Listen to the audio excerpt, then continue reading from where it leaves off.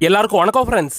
ஜெனீவாவில் மூன்றாவது கட்ட பேச்சுவார்த்தை தோல்வியடைந்தால் ஈரான் மீது B2 பாமர்கள் குண்டு வீசும் ட்ரம்ப் அறிவிப்பு. அமெரிக்க படைகளை தாக்க ஈரானுக்கு 2500 வெர்பா ஏவுகணைகளை தர ரஷ்ய அதிபர் புதின் உத்தரவு. ஈரான் மீது போர் தொடுக்க நாள் குறித்த இஸ்ரேல் பிரதமர் பெஞ்சமின் நெதன்யாகு. எந்த நிமிஷம் வேணா ஈரான் அமெரிக்காவுக்கு நடுவுல போர் தொடங்கலான்ற ஆபத்து இருக்கிற மத்திய கிழக்குல இப்ப என்ன நடந்துட்டு இருக்குன்னு இந்த வீடியோவில் பார்க்கலாம் ஃப்ரெண்ட்ஸ். அரசு வேலைக்கு முயற்சி பண்றவங்களுக்கும் மணி ஹேண்டலிங் மன அமைதி தெரிஞ்சுக்கணும்னு நினைக்கிறவங்களுக்காக சில புக்குங்களை டேக்டு ப்ராடக்ட்ஸா கொடுத்துருக்கோம். அதையும் போய் செக் பண்ணி பாருங்க. இப்போ வாங்க ஃப்ரெண்ட்ஸ், நம்ம வீடியோக்குள்ள போகலாம். மத்திய கிழக்கு பகுதியில் இது வரைக்கும் இல்லாத ஒரு போர் பதற்றம் தான் கடந்த ஒரு மாசத்துக்கு மேல அமெரிக்காவால் அங்க நீடிச்சுக்கிட்டு இருக்கிறத நம்மளால பார்க்க முடியுதுங்க. இரண்டாம் உலக போருக்கு அப்புறம் இது வரைக்கும் பார்க்காத அளவுக்கு ஒரு பெரிய படைபலத்தை தான் அமெரிக்கா மத்திய கிழக்கு பகுதியில் ஈரானை தாக்கணுன்றதுக்காகவே நிலைநிறுத்தி வச்சிருக்காங்க.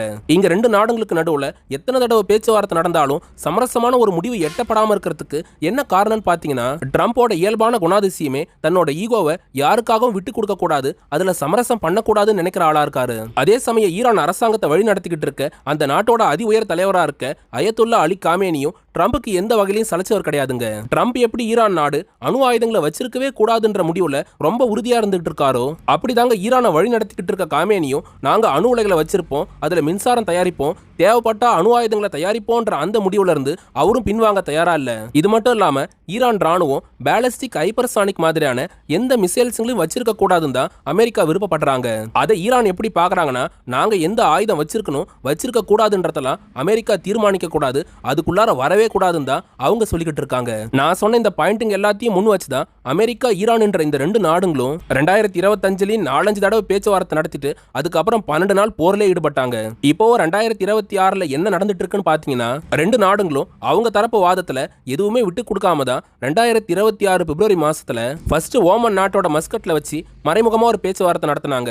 அடுத்து பிப்ரவரி மாச இறுதியில இரண்டாவது கட்ட பேச்சுவார்த்தையை ஜெனீவாவில் நடத்தி முடிச்சிருந்தாங்க. ஒரு பக்கம் ஈரானை தாக்கிறதுக்காக அமெரிக்கா மத்திய கிழக்குல படைகளை தரையிறக்கிட்டே இருக்கும் போது தான் இந்த பேச்சுவார்த்தைகள் நடந்துட்டு இருந்தது. கடைசியா இந்த ரெண்டு கட்ட பேச்சுவார்த்தைக்கு அப்புறம் நான் ஒரு 10 நாள் டைம் தரேன், அதுக்குள்ளார ஒன்னு பேச்சுவார்த்தைக்கு முன் வரணும், இல்லைன்னா ஈரான் மேல படையெடுப்போன்ற மாதிரி ட்ரம்ப் குளோபல் மீடியாஸ் கிட்ட வெளிப்படையாவே பேசியிருந்தாருங்க.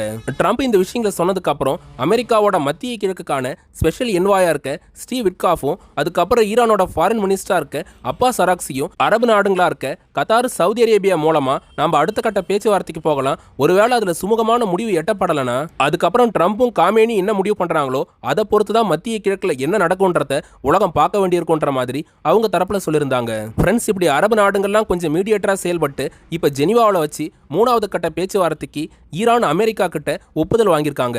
அந்த வகையில இப்ப ஜெனீவாவில் வச்சு அமெரிக்கா ஈரானுக்கு நடுவுல அணு ஆயுத தடை ஒப்பந்தத்துக்கான மூணாவது கட்ட பேச்சுவார்த்தை நடக்க இருக்குதுங்க. இந்த மூணாவது கட்ட பேச்சுவார்த்தையிலாவது ரெண்டு நாடுகளும் மக்களை பத்தி கொஞ்சம் யோசிச்சு பார்க்கணும். ஒருவேளை போர் ஏற்பட்டுச்சுன்னா அதனால ஈரான் மக்கள், இஸ்ரேல் மக்கள், அமெரிக்க ராணுவ வீரர்களும் பெரிய அளவுல பாதிக்கப்படுவாங்க. அதை முன் வச்சு ஈரான் நியூக்ளியர் பவர் ப்ரொடக்ஷனை கண்டினியூவா பண்றது உட்பட ஈரான் அமெரிக்காவுக்கு நடுவுல நிலவர ராணுவ ரீதியான பிரச்சனைகளை ரெண்டு நாடுகளும் டிப்ளமேட்டிக்கா உட்காந்து பேசி அதை சரி பண்ணணுங்க. ஜெனீவாவில் நடக்கிற இந்த மூணாவது கட்ட பேச்சுவார்த்தையிலாவது அந்த மாதிரி ஒரு அமைதி ஒப்பந்தம் ஏற்பட்டுச்சுன்னா உலக பொருளாதாரத்தை ஸ்தம்பிக்க வைக்கிற அளவுக்கு நடக்க போற ஒரு மிகப்பெரிய போர்ன்றதை தவிர்க்கப்படுங்க. இது ஒரு பக்கம் இருந்தாலும் ஈரான் அமெரிக்காவுக்கு நடுவுல சுமூகமான முடிவு எட்டப்படாம போயிடுச்சுன்னா வெனிசுலா நாடு மேல திட்டமிட்டு படையெடுத்து அந்த நாட்டோட அதிபரையே சிறைப்பிடிச்ச மாதிரி ஈரான் நாடு மேல 10 to 20 நாள் வரைக்கும் போர் நடத்துற மாதிரி எல்லா விதமான திட்டங்களையும் அமெரிக்காவோட ராணுவ ஜெனரலா இருக்க டான் கெயின் வடிவமைச்சு வச்சிருக்கிறதா குளோபல் மீடியாவா இருக்க ராய்டர்ஸ் செய்தி வெளியிட்டிருக்காங்க. அமெரிக்க ராணுவ தளபதி டான் கெயினோட இந்த போர் திட்டங்களை பத்தி டிஃபென்ஸ் எக்ஸ்பர்ட்டுங்க என்ன சொல்றாங்கன்னா, அமெரிக்காவை கட்டி ஆண்டுகிட்டு இருக்க ட்ரம்போட நிர்வாகத்துல இப்ப முக்கியமான ஆட்கள் யாருன்னு பாத்தீங்கன்னா, ஃபர்ஸ்ட் ஜேடி வேன்ஸ், அதுக்கப்புறம் மார்க்கோ ரூபியோ, அதுக்கு அடுத்த நபரா ராணுவ ஜெனரல் டான் கெயின் தான் இருந்துட்டு இருக்காருன்னு எக்ஸ்பர்ட்டுங்க சொல்றாங்க. இப்போதைக்கு ட்ரம்ப் நினைக்கிற மாதிரியான எல்லா விதமான போர் திட்டங்களையும் டான் கெயின் தான் வகுத்து கொடுத்துட்டு இருக்காரு. தென் அமெரிக்க நாடா இருக்க வெனிசுலா நாட்டை சுத்தி 2 மாசத்துக்கு ஒரு நேவல் பிளாக்கெட்டை உருவாக்கி வச்சுட்டு அமைதியா காத்திருந்த அமெரிக்க ராணுவம் சரியான நேரம் பார்த்து தாக்குதல் நடத்தி அமெரிக்காவுக்கு எந்த விதமான பெரிய சேதாரமும் இல்லாம அந்த நாட்டோட அதிபரா இருக்க நிக்கோலஸ் மதுராவை சிறை பிடிச்சதே ட்ரம்போட நம்பிக்கைக்குரிய ராணுவ ஜெனரலா இருக்க டான் கெயின் தாங்க. இப்படி வெனிசுலா போருக்கு எல்லா திட்டங்களையும் வகுத்து சாத்தியப்படுத்தின டான் கெயின் ஈரான் விவகாரத்துல ட்ரம்ப் கிட்ட என்ன விஷயங்களை முன் வச்சிருக்காருன்னு பாத்தீங்கன்னா, மத்திய கிழக்குல பூலோக ரீதியா ரொம்ப சிக்கலான நிலப்பரப்பை கொண்ட ஒரு நாடு இருக்குதுன்னா அது ஈரானா தான் இருந்துட்டு இருக்குது. இந்த காரணத்தினாலதான் 80களில் ஏற்பட்ட ஈரான் ஈராக் போர்லயுமே ஈரான் அப்ப ஜெயிச்சிருந்தாங்க. ஒரு பக்கம் கடல், ஒரு பக்கம் மலையால சூழப்பட்டிருக்க ரொம்ப சேஃபான கண்ட்ரியா ஈரான் இருக்கிறதுனாலதான் அந்த நாடு மேல இப்ப வரைக்கும் நம்மளால சர்வசாதாரணமா போர் தொடுக்க முடியல. நிலைமை இப்படி இருக்க ஈரான் அணு ஆயுத தயாரிப்புல ஈடுபட்டு இருக்க நாதன்ஸ், இஸ்ஃபகான், ஃபார்டோ நியூக்ளியர் சைட்டுங்க மேல ஈஸியா நம்மளால குண்டு வீச முடியும். ஆனா ஈரான்ல அமெரிக்காவுக்கு இருக்கிற மிகப்பெரிய சவால் என்னன்னா, ஈரானோட ஐஆர்ஜிசி ராணுவம் அவங்களோட 31 ப்ராவின்ஸ்லயும் மிசைல் ஆர்சனல்ஸ் நிறைய கட்டமைச்சு வச்சிருக்காங்க. அமெரிக்காவோட ஸ்ட்ராட்டஜிக் பாமரா இருக்க B2 பாமர்ஸ்ல இருந்து GBA-57 என்ற பங்கர் பஸ்டர் பாமை பயன்படுத்தி ஈரானோட நியூக்ளியர் சைட்டுங்க மேல இஷ்டத்துக்கு குண்டு மழையை பொழிய முடியும். இந்த மாதிரி நியூக்ளியர் ஃபெசிலிட்டி அழிக்கிறது மட்டும் ஈரான் போர்ல வெற்றி கிடையாதுன்னு ட்ரம்ப் கிட்ட சொல்லியிருக்கிற டேன் கெயின், ஈரான் ராணுவத்தோட முதுகெலும்பா இருந்துகிட்டு இருக்க அவங்களோட மிசைல் ஆர்சனல்ஸ் எல்லாத்தையுமே நாம குண்டு வீசி அழிச்சா மட்டும்தான் மத்திய கிழக்குல ஈரானுக்கு எதிரான போர்ல இஸ்ரேலும் அமெரிக்காவும் வெற்றி அடைஞ்சதா அர்த்தமாகும். இல்லைன்னா அது எந்த வகையிலும் நம்மளுக்கு பலன் கொடுக்காதுன்னு டேன் கெயின் ட்ரம்ப் கிட்ட சொல்லியிருக்கிறதா குளோபல் மீடியாவா இருக்க ராய்டர்ஸ் செய்தி வெளியிட்டு இருக்காங்க. இதனால பேச்சுவார்த்தையில முடிஞ்ச அளவுக்கு அழுத்தம் கொடுத்து ஈரானை நம்ம பக்கம் கொண்டு வர பாருங்க. முடியாத பட்சத்துல ஈரானோட நியூக்ளியர் சைட்டுங்க மட்டும் இல்லாம அவங்களோட 10க்கு அதிகமான மிசைல் கட்டமைப்புகளை குறி வச்சும் நாம தாக்குதல் நடத்தலான்ற மாதிரி டேன் கெயின் ட்ரம்புக்கு ஒரு திட்டத்தை வகுத்து கொடுத்திருக்கிறதா டிஃபென்ஸ் எக்ஸ்பர்ட்டுங்க சொல்றாங்க. அதாவது வேற ஒண்ணும் இல்லைங்க, அமெரிக்க அதிபர் ட்ரம்ப்பும் இஸ்ரேல் பிரதமர் நெதன்யாகுவும் ஈரான் விவகாரத்துல என்ன நினைக்கிறாங்கன்னா, அவங்களோட மிசைல் கட்டமைப்புகளை பாதியா குறைச்சிடணும், அதோட சேர்த்து அவங்க யுரேனியம் என்ரிச்மெண்ட்டை இதுக்கு மேல பெருசா பண்ணாத அளவுக்கு அதை தடுத்து நிறுத்தணும்னு நினைக்கிறாங்க. இதுக்காக தான் ஈரானை மட்டுமே டார்கெட் பண்ணி அமெரிக்காவோட USS ஆப்ரஹாம் லிங்கன் போர் கப்பல் அதோட பேட்டில் குரூப்போட மத்திய கிழக்கில் நங்கூரமிட்டு இருக்குது. இன்னொரு ஏர்கிராஃப்ட் கேரியரா இருக்க USS ஜெரால்ட் ஆர் ஃபோர்டை பொறுத்த வரைக்கும் அது ஈரான் அமெரிக்கா போர் ஏற்பட்டுச்சுன்னா அப்ப ஈரான் ராணுவம் கண்டிப்பா இஸ்ரேல் அடிப்பாங்க. அந்த சமயத்துல இஸ்ரேலை பாதுகாக்கணும்ன்றதுக்காக இந்த USS ஜெரால்ட் ஆர் ஃபோர்டு போர் கப்பல் பயன்படுத்தப்படுன்ற மாதிரி அமெரிக்கா சொல்லியிருக்காங்க.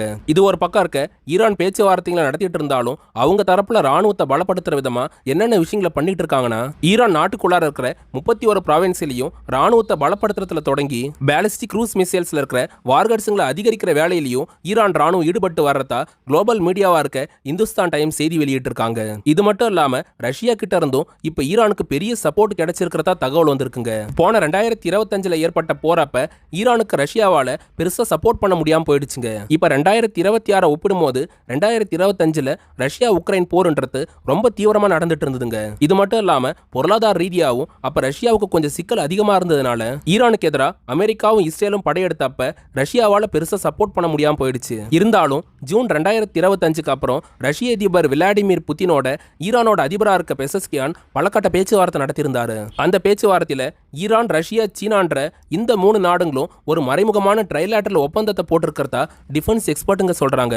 அதாவது 2026 திரும்பவும் ஈரானோட நியூக்ளியர் ஃபெசிலிட்டிங்களை குறி வச்சு அமெரிக்காவும் இஸ்ரேலும் ஒன்னா சேர்ந்து போர் தொடுக்கிறதுக்கு அதிகமான வாய்ப்புங்க இருக்கிறதுனால அமெரிக்கா ஈரான் மேல படையெடுக்கும் போது அமெரிக்காவை சமாளிக்கிறதுக்கு ஏதுவா ராடார்ஸ்ல தொடங்கி மிசைல்ஸுங்க உட்பட பல ஆயுதங்களையும் நாங்க தரோன்ற மாதிரி ரஷ்யாவும் சீனாவும் ஈரானுக்கு உத்தரவாதம் கொடுத்திருந்தாங்க.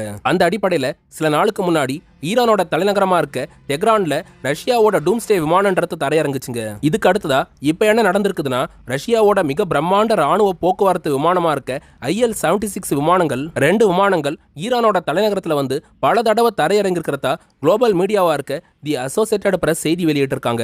அமெரிக்கா ஈரானை தாக்கிறதுக்காக ஒவ்வொரு நாளும் படைங்களை மத்திய கிழக்குல அதிகரிச்சுட்டே வர சூழ்நிலையில ரஷ்யா இப்ப இந்த IL-76 விமானத்து மூலமா 2500க்கும் அதிகமான 9K333 வெர்பான்ற மேன்பேடு மிசைல்ஸுங்களை ஈரான் ராணுவத்துக்கு கொடுத்திருக்கிறதா தகவல் வந்திருக்குங்க.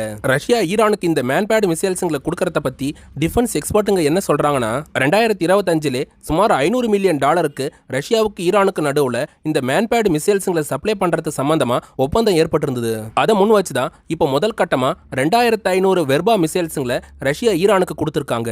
மேன்பேடு மிசைல்ஸுங்களை எப்படி பயன்படுத்துறாங்கன்னு பாத்தீங்கன்னா, ஒரு போர் வீரர் அவரோட தோள்பட்டையிலே வச்சு இந்த மேன்பேடு மிசைல்ஸுங்களை பயன்படுத்த முடியும். 2000 ஆண்டுக்கு முன்னாடி ரஷ்யா இக்லா மாதிரியான மேன்பேடு மிசைல்ஸுங்களை அதிகமா பயன்படுத்திட்டு இருந்தாங்க.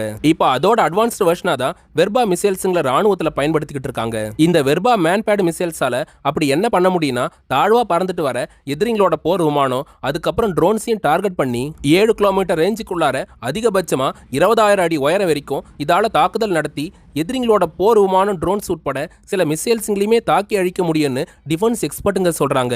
இந்த அளவுக்கு வலிமையான ஆயுதமா இருக்க வெர்பா மிசைல்ஸுங்க தான் இப்ப ஈரான் கையில கிடைச்சிருக்குது. இது மட்டும் இல்லாம 12 நாள் போர்ல ஈரானுக்கு பெரிய பிரச்சனையா இருந்தது ஏர் டிஃபென்ஸ் சிஸ்டம் தாங்க. அதை சரி பண்ற விதமா ரஷ்யா ராடார்ஸ் உட்பட S-400 மாதிரியான ஏர் டிஃபென்ஸ் சிஸ்டத்தையும் ஈரானுக்கு கொடுத்திருக்காங்க.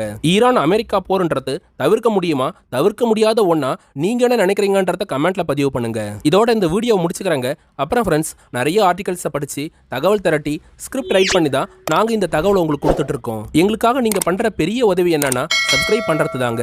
மேலும் உதவ நினைச்சீங்கன்னா சூப்பர் தேங்க்ஸ் ஆப்ஷன் மூலமாவோ இல்லைன்னா ஸ்கிரீன்ல தெரியுற QR கோடை ஸ்கேன் பண்ணி உங்களால முடிஞ்ச ஹெல்ப்பை எங்களுக்கு பண்ணலாம் ஃப்ரெண்ட்ஸ். அரசு வேலைக்கு முயற்சி பண்றவங்களுக்கும் மன அமைதி, மணி ஹேண்டலிங்க தெரிஞ்சுக்கணும்னு நினைக்கிறவங்களுக்காக சில புக்குங்களை டேக்டு ப்ராடக்ட்ஸா கொடுத்துருக்கோம். அதையும் போய் செக் பண்ணி பாருங்க.